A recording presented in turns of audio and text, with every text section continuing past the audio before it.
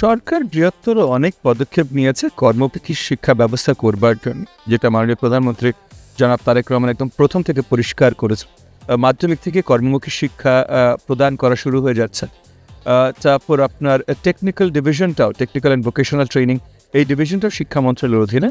তো সেই জায়গায় অনেক বড় আকারে ইনভেস্টমেন্ট হচ্ছে এবং অনেক কার্যক্রম শুরু হচ্ছে। আমার দায়িত্বে প্রাথমিক গণশিক্ষা।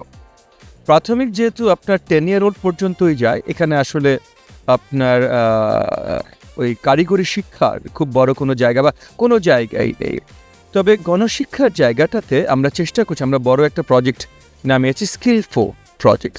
সেই জায়গাটায় নিরক্ষরতা দূরীকরণের সাথে নিরক্ষরতা দূরীকরণের প্রসেসের ভেতরে ইতিমধ্যে আমরা লক্ষাধিক জনগোষ্ঠী মানে দেশব্যাপী আমরা আখ্যায়িত করেছি যারা নিরক্ষরতার ভিতরে আছে। সো তাদেরকে সাক্ষরতার ভেতরে এনে একই সাথে স্কিল, ওই যে টেকনিক্যাল এবং ভোকেশনাল স্কিল, এটা প্রদান করা একটা বড় প্রজেক্ট ইতিমধ্যে আমরা ব্যবস্থা করেছি। আগামী 1-2 মাসের ভেতরে, মানে পাইলট শেষ, 1-2 মাসের ভেতরে সেটা বাস্তবায়নের দিকে যাবে।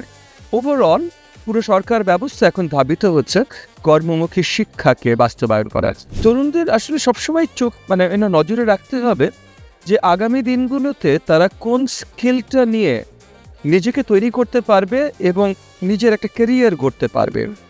আমরা বিগত দিনগুলোতে সবচেয়ে বেশি দুর্বলতা যেটা দেখেছি যে আমাদের তরুণরা সার্টিফিকেটের পিছে দৌড়েছে, স্কিলের পিছে না।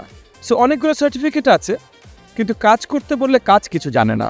তাহলে ওই সার্টিফিকেটের আসলে প্র্যাকটিক্যাল মূল্য কতখানি আছে?